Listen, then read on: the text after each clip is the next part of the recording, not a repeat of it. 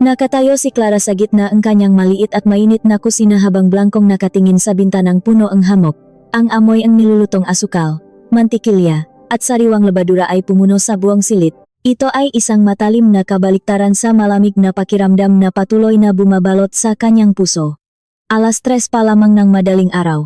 Ngunit para kay Clara, ang pagtulog ay isang karangyaan na mahirap niyang makamit simula nang iwanan niya ang malaking bahay na naging bilangguan niya sa loob ng 5 taon. Pinunasan ni Clara ang pawis sa kanyang noo gamit ang likot ng kanyang kamay, pagkatapos ay bumalik sa pagmamasa ng harina para sa gagawing pandesal at ensaymada. Ang galaw ang kanyang mga kamay ay may tiyak na ritmo at lakas, tila ibinubuhos ang lahat ng galit at pagkabigo na hindi niya masabi sa pamamagitan ng pagmamasa. Ito ang kanyang bagong buhay. Isang ritual ang pagpapagaling ang sarili sa isang tahimik na bayan sa probinsya, malayo sa maingay at magulong buhay niya, nun bilang asawa ang isang mayamang negosyante na nagngangalang Anton. Ang desisyong makipaghiwalay ay hindi naging madali para sa isang babaeng katulad ni Clara. Tandang-tanda pa niya ang mapanghamak na tingin ni Anton nang iabot niya ang papeles ng kanilang paghihiwalay. Tumawa ng malakas si Anton. Ang kanyang boses ay umalingaw-ngaw sa kanilang malawak at malamig na sala. Sinabi ni Anton na hindi tatagal si Clara ng 1 linggo sa labas nang wala ang kanyang pra at mga luho. Tinawag pa siyang hangal na babae na walang utang na loob dahil pinili niyang iwan ang yaman para lamang sa kanyang dangal. Ngunit buo na ang look ni Clara. Mas pipiliin pa niyang mamuhay ng mahirap at magbanat ng buto araw-araw kaysa makinig sa mapangungutya tungkol sa kanyang pagiging walang silbi o makita ang nga patunay ng panloloko ni Anton kasama ang isang babaeng nagngangalang Tanya. Madalas niyang nakikita ang mga bakas ng pabango ni Tanya sa mga polo ni Anton o mga naiwang gamit nito sa loob ng sasakyan. Umalis si Clara na ang dala lamang ay ang nga damit na suot niya, ilang pirasong pamalit at isang lumang aklat ng nga resipe na pamanangang kanyang yumaong ina. Gamit ang natitirang naipon mula sa perang Patagoniyang itinabi sa loob ng maraming taon, umupa si Clara ng isang lumang gusali na dating imbakan sa gilid ng bayan. Ang gusaling iyon ay matatagpuan sa isang kanto na bihirang daanan ng magagarang sasakyan, pinaliligiran ng malalaking puno ng mangga at mga simpleng bahay. Napakalungkot ng kondisyon ng lugar nang una niya itong makita. Tumutulo ang bubong sa maraming bahagi, tuklap-tuklap ang pintura ng dingding, at makapal ang alikabok sa sahig. Ngunit nakita ni Clara ang pag-asarun. Sa loob na 1 buong buwan, naktrabaho siya araw at gabi para linisin ang lugar ng mag-isa. Pininturahan niya nga puti ang madingding, inayos ang masira sa pinto, at inayos ang malumang masang kahoy na nabili niya sa palengke. Pinangalanan niyang Panaderia Liwanag ang tindahan, isang pangalan na kumakatawan sa kanyang munting pag-asa na ang lugar na ito ang magsisilbing ilaw sa gitna ang dilim ng kanyang buhay. Tuwing umaga, gumigising si Clara bago pa man tumilaok ang mamanok at bago tumuktok ang kampana ng simbahan. Magdarasal siya ng mahaba, hahawak sa kanyang lumang rosaryo, hihingi ng lakas sa may kapal, at pagkatapos ay sisindihan na ang kanyang lumang pugon. Wala siyang mga mamahaling sangkap mula sa ibang bansa o mga makabagong kagamitan tulad sa kusina ni Anton noon. Ginagawa niya ang lahat gamit ang kanyang mga kamay, may kasamang damdamin, at may kasamang panalangin. Nung una, iilan lang ang pumupunta. 2 o 3 kapitbahay lang na nag-usisa sa bagong panaderya. Ngunit unti-unti, ang mabangong amoy nga niluluto ni Clara ay nagsimulang makaakit ng pansin. Nagustuhan ng mga tao ang lasa ng kanyang matinapay dahil ito ay mainit, tunay, at malayo sa lasa ng mga tinapay na ginagawa sa pabrika. Ang matamis na ngiti ni Clara ang naging dahilan kung bakit pabalik-balik ang nga mamimili. Kahit nagsisimula na siyang makahanap ng bagong kapayapaan, hindi basta-basta nawala ang anino ni Anton. Si Anton ay uri ng lalaki na may napakataas na pagtingin sa sarili. Naramdaman niyang naapakan ang kanyang pagkalalaki dahil iniwan siya ng babaeng palagi niyang itinuturing na mahina. Nagsimula ang pananakot sa pamamagitan ng maikling mensahe sa lumang telepono ni Clara. Puno ito ng hapak-babanta. Sinabi ni Anton na gagawin niyang kahabag-habag ang buhay ni Clara. Pinalaan niya itong isasara ang lahat ng pintuan upang hindi siya makahanap ng matinong trabaho kahit saan. Sinubukan ni Clara na huwag pansinin ang mga mensaheng iyon, pinalitan ang kanyang numero, at pinutol ang lahat ng koneksyon sa kanyang nakaraan, ngunit naroon pa rin ang takot. Sa tuwing may dumadaang itim na sasakyan sa tapat ng kanyang tindahan, bumibilis ang tibok ng kanyang puso. Natatakot siyang baka biglang sumulpot si Anton at kalatkarin siya pabalik sa impyerno. Isang hapon, ang takot ni Clara ay naging totoo. Habang isinasara niya ang pintong bakal ng tindahan, nakakita siyang isang kulay kapeng sobre na isiningit sa ilalim ng pinto. Walang pangalan ng nagpadala. Nanginginig ang mga kamay ni Clara nang buksan niya ang sobre. Sa loob nito ay may ilang piraso ang litrato.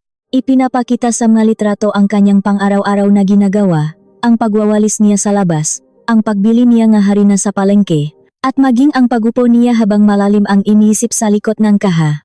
Sa likod ng isang litrato, nakasulat gamit ang pulang tinta ang isang maikling pangungusap na tumagos sa kanyang buto. Sinasabi roon na hindi siya makatakas at pinapanot siya ni Anton bawat segundo. Napabagsak si Clara sa sahig at nahirapang huminga.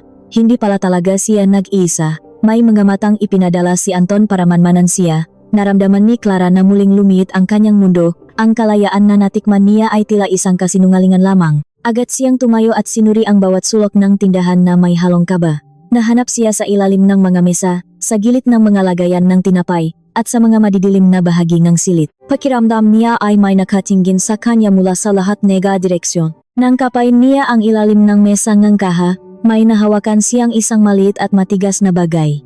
Yumuko siya at nakita ang isang itim na bagay na kasing liit ng butones na nakadikit doon. Isa itong kagamitan para makinig sa usapan. Biglang nanlamig ang buong katawan ni Clara. Naisip niya na ang mausapan nila ng kanyang mga mamimili, ang kanyang mga bulong tuwing nag-isa, at maging ang kanyang nga panalangin ay malamang narinig na lahat ni Anton. Hinablot ni Clara ang bagay na iyon, ibinato sa sahig ng buong lakas, at inapakan hanggang sa madurok. Tumulo ang kanyang luha, hindi dahil sa lungkot, kundi dahil sa matinding galit. Galit siya sa sitwasyong ito. Galit siya kay Anton dahil hindi siya nito hinahayaang mamuhay ng payapa.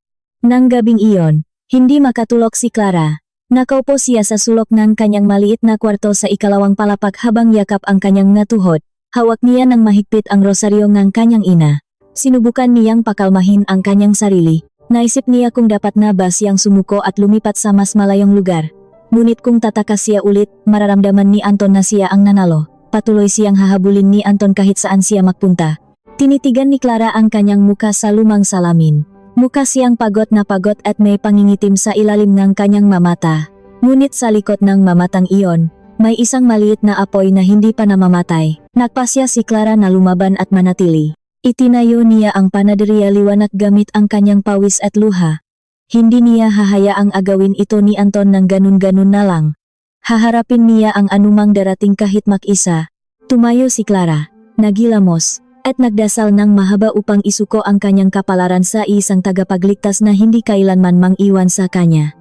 Kinabukasan, nagbukas si Clara ang panaderya tulad ng dating ngunit may mas matinding pag-ingat. Naglagay siyang karagdagang kandado sa pinto at siniguradong nakasara ng maayos ang nga bintana pagsapit ng gabi. Sinubukan niyang umaktong normal sa harap ng tao. Ngumingiti na parang walang mabigat na pinapasan. Ngunit sa tuwing bumubukas ang pinto ng tindahan, nagiging matalim ang kanyang mamata. Handang harapin ang pinakamasamang mangyayari. Lumipas ang mga araw sa gitna ng matinding kaba. Mas nagtrabaho ng maigi si Clara, gumawa ng mabagong klase ng tinapay para malingat ang kanyang isipan. At sa gitna ng kanyang pakikipaglaban sa takot, tila naghahanda ang kalikasan ng isa pang pagsubok na tuluyang magbabago sa takbo ng buhay niya. Isang malakas na bagyo ang nagbabadiang tumama sa kanilang bayan. Mula pa kaninang tanghali, ang kalangitan ay naging kasing kulay ng abo. Makakapal na maitim na ulap ang nagkukumpulan, nagdadala ng kakaibang lamig sa hangin. Nagsimulang umihip ang malakas na hangin, pinalilipat ang matuyong dahon at alikabok sa kalsada. Maagang umuwi ang matao dahil sa mababala ng bagyo na naririnig sa radyo. Pinagmasdan ni Clara ang labas ng bintana ng may labis na pag-alala. Nagsimulang bumagsak ang malakas na ulan, hindi ito ordinaryong ulan. Sinabayan ito ng matatalim na kidlat at nakakabinging kulok na yumanik sa masalamin ng panaderya. Sa maikling oras, ang kalsada sa labas ay hindi na makita. Mabilis itong natakpan ng tumataas na baha. Dali-daling inakyat ni Clara ang nasakong nga harina at asukal sa ibabaw ng mga mesa. Naglagay siya ng malumang basahan sa ilalim ng pinto para pigilan ang tubig, kahit alam niyang walang magagawa ito kung patuloy na tataas ang baha. Biglang nawalan ng kuryente at nabalot ng dilim ang buong tindahan. Nahanap si Clara ng kandila at posporo. Ang mahinang liwanag ang kandila ay lumiha ang mahahabang anino sa dingding. Nalalong nagpakaba sa kanya habang naririnig ang hagupit ang bagyo sa labas. Nag-isa siya sa lumang gusaling iyon at pakiramdam niya ay napakaliit niya kumpara sa lakas ng kalikasan. Pasarhan na sana ni Clara ang pangunahing pinto upang umakyat sa ikalawang palapak ng mahagip ng kanyang mamata ang isang anino sa gitna ng dilim at malakas na ulan. Sa kalsadang mistulang rumaragas ang ilok na abot hanggang tuhod, may isang anino ng taong hirap na hirap lumaban sa agos. Inilapit ni Clara ang kanyang muha sa salamin. Naging malinaw ang anino ng kumidlat ng malakas. Isa itong lalaki. Malaki ang katawan ngunit kitang-kitang ubos na ang lakas. Naglalakad ang lalaki habang may pasan-pasang isang tao sa kanyang likuran. Nakita ni Clara na ilang beses muntikang matumba ang lalaki dahil sa lakas ng ragasan ng baha. Subalit patuloy itong kumakapit at mahigpit na yakap ang taong pasan niya na parabang nakasalalay doon ang kanyang sariling buhay. Naantik ang puso ni Clara. Hindi niya maaring hayaan ang dalawang ito sa labas. Nang hindi na iniisip ang sariling kaligtasan o ang banta ni Anton, tinanggal ni Clara ang kandado at buong lakas na itinulak ang pinto laban sa hanging sumasalubong. Tumayo siya sa pintuan at sumiga upang tawagin sila habang iwinawagaywe ang kandila. Lumingon ang lalaki. Basang-basa ang kanyang muka at puno ang putik. Ngunit nang ningning ang kanyang nga mata nang makita ang liwanag mula sa panaderya ni Clara. Gamit ang huling lakas, iginapang ang lalaki ang kanyang napaa patungo sa tindahan. Agad silang sinalubong ni Clara at hinatak ang braso ng lalaki papasok. Nang makapasok sila, mabilis na isinara at kinandado ni Clara ang pinto. Bahagyang humina ang ingay ng bagyo mula sa labas. Napalitan ito ng mabigat na pahingang ng lalaki na parang tumakbo ng napakalayo. Ibinabang ng lalaki ang kanyang pasan sa mahabang upuang kahoy ng buong pag-iingat. Ang taong pasan niya ay isang matandang babae na napakahina na, inapala ito ng lalaki. Nanginginih ng matindi ang katawan ng matanda. Nangingitim ang ngalabi dahil sa sobrang lamig at nakapikit ang nga mata. Lumuhot ang lalaki sa tabing ng kanyang ina at sinimulang kuskusin ang mga palat nito ng may matinding pag-aalala. Tumingala ang lalaki kay Clara. Sa kanyang mamata ay may pakiusap na tulungan sila kahit wala siyang sinasabing salita. Tumango si Clara. Agad siyang tumakbo sa itaas upang kumuha ng makapal na kumot, tuyong tuwalya, at mga maluluwag na damit na maaari nilang isalo. Pinalitan niya ang basang damit ng matanda sa likod ng isang tabing. Pinunasan niya ang putik, binalot ito ng kumot, at nilagyan ng pamahit sa likod para mainitan. Nang maging maayos ang pahinga ng matanda, inabutan naman niya ng tuwalya at pamalit ang lalaki. Habang umiinom ng mainit na salabat ang lalaki, napansin ni Clara ang isang kakaibang marka sa braso nito nang bahagyang tumaas ang manggas ang damit. Isang bilok na may 3 guhit. Pamilyar ang marka, ngunit hindi maalala ni Clara kung saan niya ito nakita. Nagsalita ang lalaki, nagpasalamat sa mababang boses. Sinabi nitong nasiraan silang sasakyan at naglakad hanggang sa maligaw dito. Hindi na siya nagbigay ng iba pang detalye. Sa gitna ng katahimikan ng gabi habang binabantayan ang matanda, biglang idinilat ng ina ng lalaki ang kanyang mga mata. Tumingin ito ng direkta kay Clara. Inabot ang kamay nito, at hinawakan ang lumang rosaryo na nakapulupot sa pulso ni Clara. Nanlaki ang mga mata ng matanda. May binulong itong isang pangalan na nagpatayo sa mga balahibo ni Clara. Pangalan iyong ng yumaong lolo ni Clara. Bakit kilalang matandang dayuhang ito ang kanyang lolo? At ano ang tunay na pagkatao ang lalaking ito na may kakaibang marka sa braso? Tila huminto ang pag-ikot ng mundo ni Clara nang marinig niya ang pangalang iyon mula sa bibig ng matandang babae. Amado. Iyon ang pangalan ng kanyang yumaong lolo. Paano nalaman ng isang estranghera ang pangalang matagal nang nakabaon sa limot? Nais sanang magtanong ni Clara, ngunit bago pa man siya makapagsalita ay muling pumikit ang matanda at tuluyan nang nakatulog dahil sa labis na pagod at lamig. Tumingin si Clara sa lalaking nangangalang Rafael. Nakita niya ang panandaliang pagkagulat sa mga mata nito. Isang reaksyon na mabilis ding itinago sa ilalim ng kalmadong mukha. Hindi nagpaliwanag si Rafael. Sinabi lamang nito na madalas daw magbanggit ng kung ano-anong pangalan ang kanyang ina kapag sinusumpong ng laknat. Ngunit sa kutob ni Clara, may mas malalim na dahilan. Ang paraan ng pahawak ng matanda sa kanyang rosaryo ay hindi isang ordinaryong pag-ulyanin. May pakilala sa mahawak nitong daliri. Bumalik si Clara sa kanyang upuan sa likod ng kaha. Habang nakikinig sa patak ng ulan na bumabagsak sa yero, hindi niya maiwasang pakmasdan ang mag-ina. Kahit nakasuot lamang ng ngalumang damit na pinahiram niya, bakas pa rin sa galaw at tindig ni Rafael ang isang uri ng kapangyarihan at yaman na hindi may tatago ng anumang putik. Lalo tuloy gumulo ang isip ni Clara. Nang magumaga, tuluyan nang humupa ang bagyo. Ang sikat ng araw ay pilit na sumisilip sa pagitan ng makakapal na ulap, nagbibigay ng maputlang liwanag sa bayang nalubog sa baha. Pagbukas ni Clara ng pinto ang panaderya, tumambat sa kanya ang kalsadang puno ang makapal na putik at mga sangangang punong nabali mula sa lakas ng hangin. Nagising na rin ang mag-ina. Mayos na ang pakiramdam ng matanda. Lumapit si Rafael kay Clara habang inihahanda ng babae ang nga bagong lutong pandesal at kape para sa kanilang almusal. Tiningnan ni Rafael ang paligidan ng maliit na panaderia. Sinabi nito na may kaluluwa ang lugar na iyon, isang bagay na hindi nabibili ng salapi. Bago pa man makasagot si Clara, dumating ang isang itim na sasakyan sa tapat ng tindahan. Hindi ito ordinaryong sasakyan.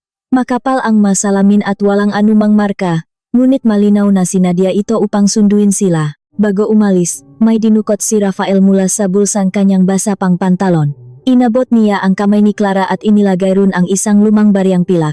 Napakabigat ng barya at may nakaukit na kakaibang araw sa gitna nito. Kasabay ng barya ay isang maliit na puting sobre. Mahigpit na ipinagbilin ni Rafael na huwag bubuksan ang sobre maliban na lang kung nasa bingit na ng panganib ang buhay ni Clara at wala na siyang ibang matatakbuhan. Bago pa man makatanggi si Clara, pumasok na si Rafael at ang kanyang ina sa sasakyan at mabilis na lumisan. Naiwang tulala si Clara habang hawak ang barya at sobre. Ibinusan niya ang maito at nagpasya na ay pagpatuloy ang paglilinis ng tindahan. Nakakapagtaka dahil ng umagang iyon, matapos niyang magwalis ng putik sa labas, sunod-sunod ang pagdating ng matao. Hindi ito ang mga karaniwang kapitbahay na bumibili ng 2 o 3 pisong tinapay. Mga taong nakasuot ng mayos na damit. Ang iba ay bumaba pa mula sa mga magagarang sasakyan, at binili nila ang halos lahat ng tinda ni Clara. Ensaymada, pandechocho, monay, at mga mamon. Wala pang tanghali ay ubos na ang kanyang mga paninda at napunong barya at papel ang kanyang maliit na kaha. Naisip ni Clara na marahil ito ay biyaya ng may kapal matapos ang matinding bagyo. Ngunit ang maikling kaligayahang iyon ay biglang naputol nang makarinig siya ngang malakas na pagpreno ng isang mabilis na sasakyang kulay pula sa tapat mismo ng niyang panaderia. Halos masagasaan nito ang mga halamang nakatanim sa gilid ng kalsada. Bumaba mula sa sasakyan si Anton, magulo ang buhok, nalilisik ang mamata, at halos umusok ang gilong sa galit. Dire-diretso ay itong pumasok sa loop na panaderia at malakas na hinampas ang masang kahoy, dahilan upang malaklak ang ilang harapon ng biskwit. Nagulat ang gilang natitirang mamimili at mabilis na naglakad palabas dahil sa takot. Sumigaw si Anton ng ubot ng lakas. Pinaratangan niya si Clara na nagbebenta ng sariling katawan dahil imposibleng kumita ng malaki ang isang maliit na panaderia para ipayos ang bubong at pintuan nito. Tiniis ni Clara ang masasakit na salita. Pinipigilan ang pagtulo ang kanyang maluha habang nakatingin sa lalaking minsan niyang minahal. Inilabas ni Anton mula sa kanyang dalang bag ang isang makapal na papel at ibinato ito sa mukha ni Clara. Nakalat ang mapahina sa sahig. Sinabi ni Anton na iyon ay ang titulong lupa na kinatatayuan ng panaderia. Ayon sa kanya, nakuha ng kanyang kumpanya ang karapatan sa lupang iyon at may 1 linggo lamang si Clara para lumayas, kundi ay dadalhin niya ang mamalalaking makina upang gibayin at patagin ang buong gusali.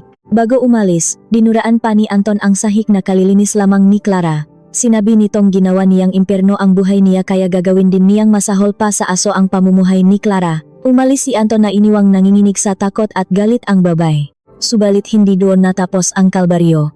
Lumipas ang 2 araw. Napansin ni Clara na iniwasan siya ng kapitbahay. May mga kumalat na usap-usapan sa palengke na gumagamit daw siya ng panis na harina at may mga dagaraw na gumagala sa kanyang kusina.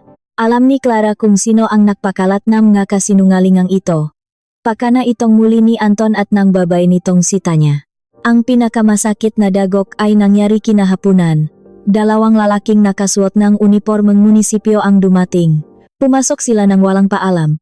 Hinalungkat ang malalagyan ng harina, ibinagsak ang makaldero, at sinadayang tapakan ang mga nalaglag na sangkap. Pagkatapos ng kanilang panggugulo, nagdikit sila ng isang malaking pulang papel sa pintuan ng panaderia. Nakasulat doon ng malaki. Ipinapasara dahil sa paglabag sa kalusugan. Nang hina ang matuhot ni Clara. Naupo siya sa malamig na sahig habang nakatingin sa wasak niyang kusina. Wala na siyang makapitan.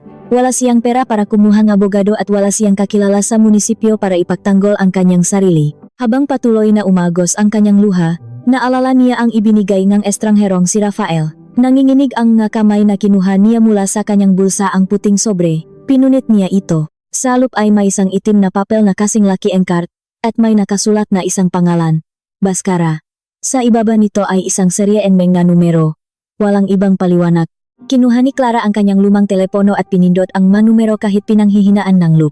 Nakatatlong tunog pa lamang ang kabilang linya nang may sumagot.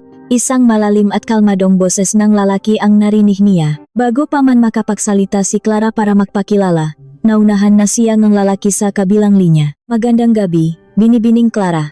Kanina pa namin hinihintay ang iyong tawag. Handa na ba kaming kumilos? Napabuntong hininga si Clara, nanlaki ang mga mata. Paano nalaman ng taong ito ang kanyang pangalan at bakit tila alam nito ang nangyayari sa kanya? Hindi makapaniwala si Clara sa narinig mula sa kabilang linya. Tinanong niya kung sino ang kausap niya at paano nito nalaman ang kanyang pangalan. Ang boses ni Baskara ay nanatiling kalmado ngunit may diin. Sinabi nito na hindi na mahalaga kung paano nila nalaman, ang mahalaga ay matatapos na ang paghihirap niya. Pilit na ipinapaliwanag ni Clara ang sitwasyon tungkol sa paninira at sa papel ng munisipyo, ngunit pinatigil siya ni Baskara ng may pagalang. Ipinaalala ni Baskara na huwag siyang mag-alala, at simula sa sandaling iyon, ang problema ni Clara ay problema na rin nila. Inutos nito na buksan niya ang panaderia kinabukasan na parang walang nangyari. Bago pa man makapagtanong si Clara tungkol sa bayad at kung sino ba talaga sila, ibinaba na ni Baskara ang telepono. Kinabukasan, may nangyaring himala. Ang dalawang lalaki mula sa munisipyo na nagdikit ng pulang babala sa pinto ng panaderia liwanag ay bumalik. Ngunit sa pagkakataong ito, putlang-putla sila at nanginginig ang mga tuhod. Agad nilang tinanggal ang nakadikit na papel at nagmakaawang ng tawat kay Clara. Sinabi nilang nakamali lamang sila ngang napuntahang tindahan. Kasabay nito, nawala na parang bula ang mga masasamang kwento at pekeng litrato na kumakalat sa mga usap-usapan sa bayan. Sa halip, napuno ngang magagandang salita at papuri ang kanyang tindahan mula sa mataong hindi niya naman kilala ngunit nangangakong babalik araw-araw. Lumipas ang 2 buwan na puno ngang kapayapaan at masaganang benta. Ngunit sa kabilang banda, unti-unting nababaliw si Anton sa galit. Hindi niya maintindihan kung sino ang nasa likod ni Clara na kayang baliktarin ang lahat ng kanyang mabinayaran at inutos. Dahil sa labis na pagkapahiya at galit, nagpasya si Anton na gamitin ang huli niyang baraha. Gagamit siyang dahas upang palayasin ang kanyang dating asawa. Dumating ang araw na itinakda ni Anton. Maaliwalas ang kalangitan, ngunit napakabigat ng hangin sa paligid ng panaderia liwanag, pumarada ang malalaking sasakyan sa tapat ng tindahan. Bumaba si Anton, kasama ang kanyang abogado, ang babaeng si Tanya, at halos 10 malalaking lalaki na may mga bitbit na pamalo at bakal. Hinarangan nila ang kalsada upang walang sinumang mamimili ang makapasok.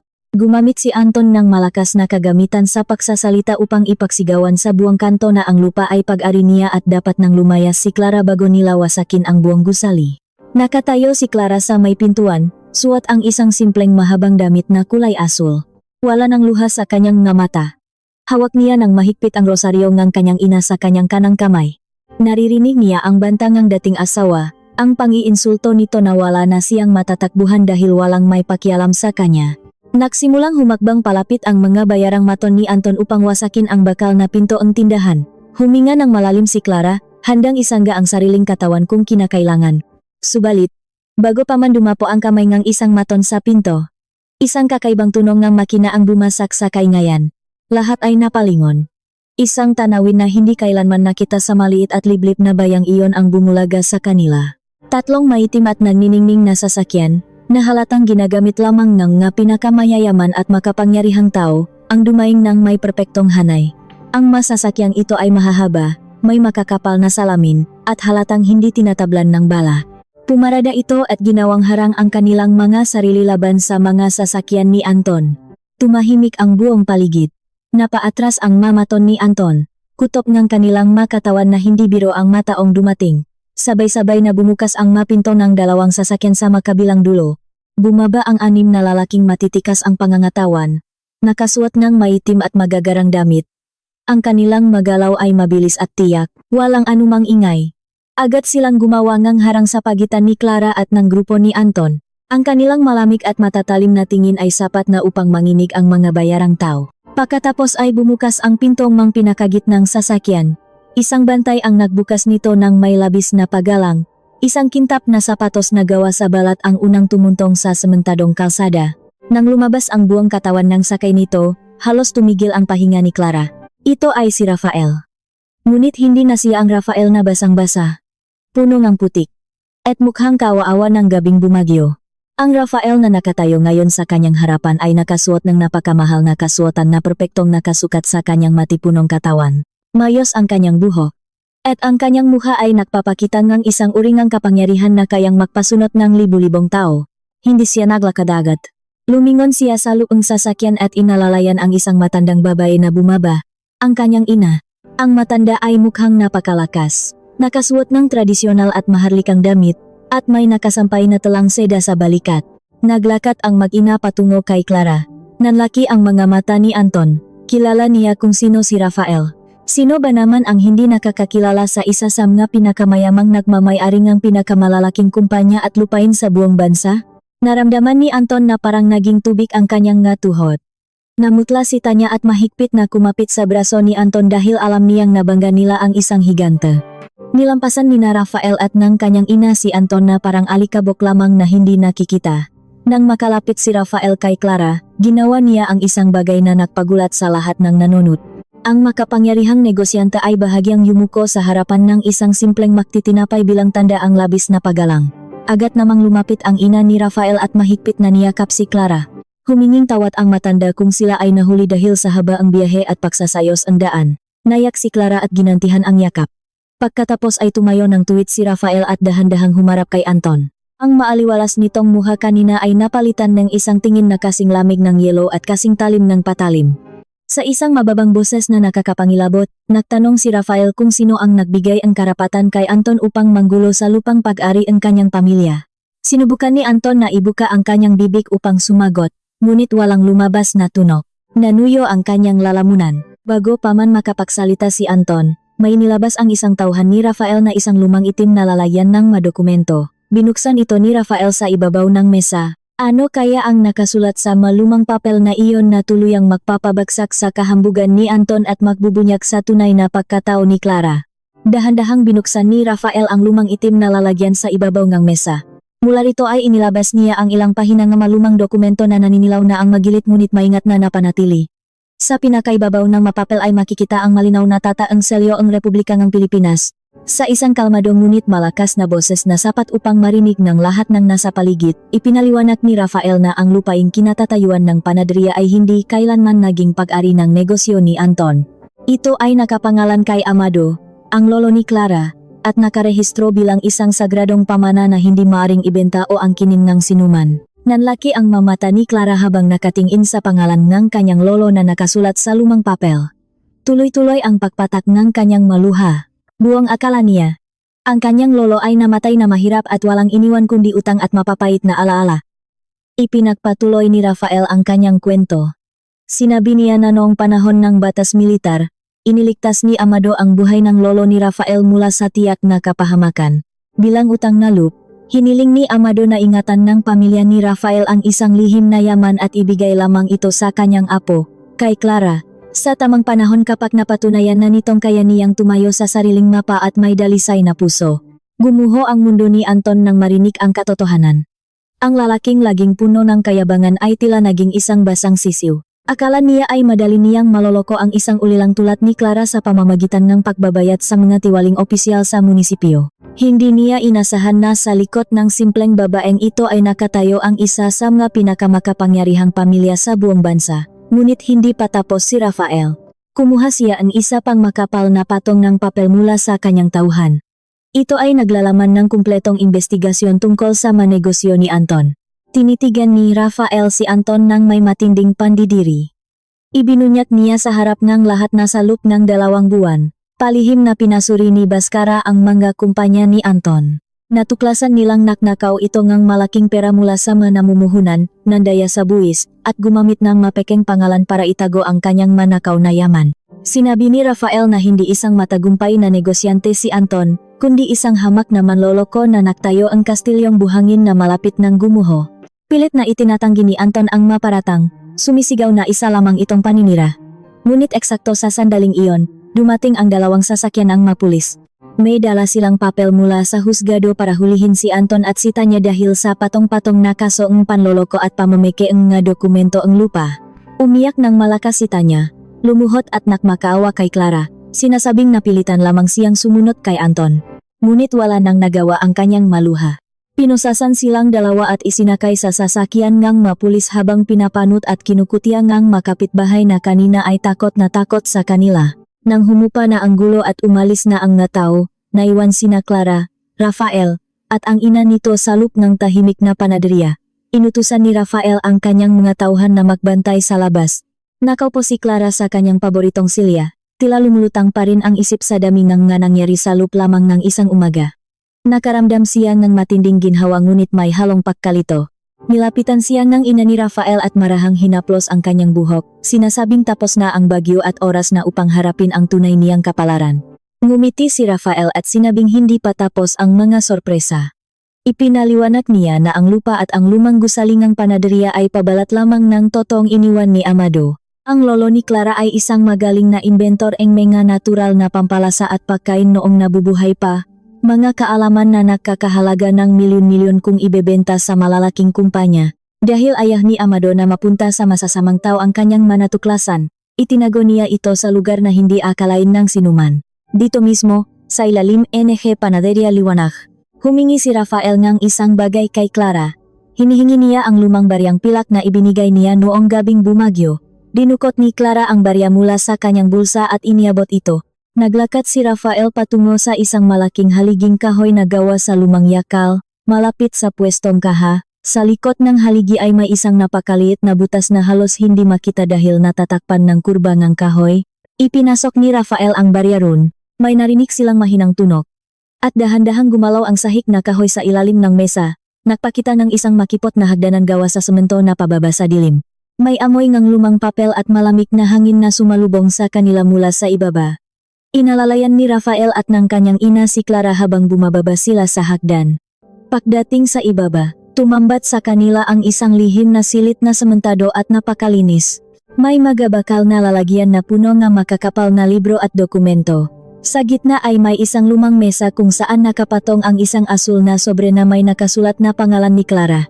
Nanginginig ang mga kamay ni Clara nang kunin niya ang sobre. Pamilyar ang sulat kamay. Binuksan niya ito at binasa ang mensahe ang kanyang lolo na isinulat bago ito pumanaw. Nakasulat doon na sinadya nitong hayaang mamuhay ng mahirap si Clara upang matuto itong lumaban at maging matatag. Subalit, habang binabasa ni Clara ang huling bahagi ng liham, biglang nanlaki ang kanyang mamata at nabitawan ang papel. Isang matinding lihim tungkol sa totoong dahilan ng pagkamatay ng kanyang lolo ang ibinunyag doon. Isang lihim na mag-ugnay muli kay Anton sa paraang hindi niya kailanman inakala. Ano ang nakasulat sa huling bahagi ng liham na iyon na muling magpapagulo sa nakamit na kapayapaan ni Clara? Nabitawan ni Clara ang liham at napahagugol habang tinatakpan ang kanyang bibig. Sa huling pahinang ng sulat, isinalaysay ni Amado na ang aksidente sa sasakyan na kumitil sa kanyang buhay ay hindi isang simpleng sakuna. Sinira ang preno ng kanyang sinasakyan ng isang gahamang karibal sa negosyo na nais magnakaw ng kanyang mapormula. Ang pangalan ng taong iyon ay Thomas, ang namayapang ama ni Anton. Nakasulat din doon ang hinala ng kanyang lolo na baka balang araw ay lapitan siya ng pamilyang iyon upang makuha ang lupain. Biglang naging malinaw ang lahat kay Clara. Ang 5 taong pagsasama nila ni Anton bilang mag-asawa ay isang malaking kasinungalingan. Hindi siya minahal nito kailanman. Pinakasalan lamang siya ni Anton dahil alam nitong nasa ilalim ng panaderya ang sikretong yaman ni Amado at hinihintay lamang nito ang pagkakataon na maangkin ang lupa.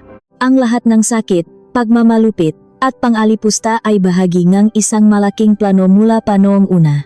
Naramdaman ni Clara ang mainit na braso na yumakap sa kanya mula sa likuran. Inalalayan siya ni Rafael at ng ina nito habang inilalabas niya ang lahat ng sakit at hinanakit. Sinabi ni Rafael na matagal na nilang pinaghihinalaan ang pamilya ni Anton ngunit wala silang hawak na matibay na ebidensya hanggang sa mabasa nila ang sulat na iyon. Ang dokumentong iyon ang magsisilbing huling pako sa kabaong ni Anton, titiyak na mabubulok siya sa bilangguan habang buhay. Lumipas ang 1 taon matapos ang malaking unos na iyon, ang Panaderia Liwanag ay hindi na lamang isang simpleng bilihan ng tinapay sa gilid ng bayan. Naging simbolo itong pag-asa at pagbangon. Nananatiling luma at payak ang labas ang gusali. Ngunit sa katabing lote na dati ay puno ang matataas na talahib, nakatayo na ngayon ang isang magandang 2 palapak na gusali. Pinangalanan itong Bahay Liwanag. Ginugol ni Clara ang bahagi ngang yaman ngang kanyang lolo upang itayo ang Bahay Liwanag, isang ligtas na kanlungan at lugar ngang pag-aaral para sa mga babaeng biktima ngang pang-abuso at mga biyudang walang kakayahang buhayin ang kanilang mga anak. Tuwing umaga, puno ang buhay ang lugar. Nagtuturo si Clara kung paano magmasang ng harina, kung paano gumawa ng matatamis na palaman, at higit sa lahat, kung paano muling buuin ang tiwala sa sarili na winasak ng ibang tao. Naging patunay si Clara sa kanila na ang pagkasira ng isang pamilya ay hindi katapusan ng mundo. Sa kabila ang kanyang tagumpay at labis na yaman, nanatiling nakatuntong sa lupa ang mga paa ni Clara. Patuloy siyang gumigising ng maaga at nagluluto. Ang kaibahan lamang, ngayon ay wala na ang takot sa kanyang puso. Hindi rin nawala si Rafael sa kanyang tabi. Kahit na pinapatakbo nito ang pinakamalalaking negosyo sa bansa, palagi itong umuwi sa maliit na bayan tuwing hapon upang bisitahin si Clara. Walang pagpapanggap ang kanilang samahan. Puro at dalisay na paggalang sa isa at isa. Itinuring na rin ng ina ni Rafael si Clara bilang sariling anak. Isang hapon, habang nag-agaw ang liwanag at dilim sa kalangitan na nagkukulay kahel, dinala ni Rafael si Clara sa maliit na hardin sa likod ng panaderya kung saan may maliit na sapa. Bakas ang kaba sa mukhang makapangyarihang lalaki, isang bagay na ngayon lamang nakita ni Clara. Kumuha si Rafael ng isang maliit na kahong-kahoy mula sa kanyang bulsa. Binuksan niya ito at ipinakita ang isang simpleng singsing na may isang maliit na perlas mula sa karagatan ng bansa. Walang malalaking brilyante, walang labis na karangyaan. Sinabi ni Rafael na natutunan niya kay Clara na ang tunay na yaman ay wala sa daming ang pera, kundi nasa kapayapaan ng kalooban at sa mga taong handang sumalo sa iyo sa oras ng paghihirap. Inalok ni Rafael si Clara na maging kasama niya sa habang buhay, hindi bilang isang babaeng kailangang iligtas, kundi bilang kanyang kapantay. Nang may luha ang kaligayahan, tumango si Clara at tinanggap ang singsing. Ang kanilang kasal ay ginanap makalipas ang isang buwan. Walang engrandeng pagdiriwang. Nangyari ito sa lumang simbahan ng bayan na pinaayos ni Clara. Nakasuot si Clara ang isang simpleng puting baro at saya na siya mismo ang nagdisenyo, habang si Rafael ay nakasuot ng tradisyonal na barong Tagalog. Ang buong bayan ay imbitado. Nagpakain sila sa lahat ng mamahihirap, magabata sa kalye, at mga taong minsan ay naniwala sa mga kasinungalingan laban kay Clara. Samantala, sa isang masikip at napakainit na selda sa lungsod, isang lalaking payat at madungis ang nakwawalis ang matuyong dahon sa bakuran ang piitan. Ito ay si Anton. Wala na ang kanyang kayabangan. Kinuha ng gobyerno ang lahat ng kanyang ari-arian. Nang mapadaan siya sa tapat ng silid ng mga bantay, narinig niya mula sa usapan ng mga ito ang balita mula sa radyo tungkol sa pag-iisang dibdib ni Rafael at Clara at ang pagpapatayo ng bahay liwanag. Napatigil si Anton. Parang piniga ang kanyang puso. Naisip niya ang babaeng itinuring niyang basura nun, na ngayon ay nakniningning bilang asawa ang pinakamayamang lalaki at idolo ang maraming tao. Tumulo ang kanyang luha. Naunawaan niya na ang kanyang sariling kasakiman ang sumira sa kanyang buhay. Itinapon niya ang isang ginto para mamulot ng mabato. Wala siyang ibang sisisihin kundi ang kanyang sarili habang binubuno ang habang buhay na pagdurusa sa loob ng rehas. Nang gabing iyon, matapos ang masayang pagdiriwang ng kanilang kasal, bumalik sina Rafael at Clara sa lihim na silid sa ilalim ng panaderya upang ayusin ang natitirang dokumento ng kanyang lolo. Tahimik at payapa ang lahat hanggang sa may napansin si Rafael sa ilalim ng lumang mesa. May isa pang nakatagong kahon na yari sa bakal, na may nakaukit na parehong marka ng araw na nasa barya. Nang buksan nila ito, nakakita sila ng isang mapangang bansa na may mamarkang pulang X at isang listahan ng mamapangalan ng mga pinakamakapangyarihang politiko at negosyante sa kasalukuyan. Ano ang lihim na koneksyon ng lolo ni Clara sa mataong ito? At bakit nakasulat sa ibaba ng mapa na ang kaligtasan ng buong bayan ay nakasalalay sa susunod na hakbang ng tagapagmana?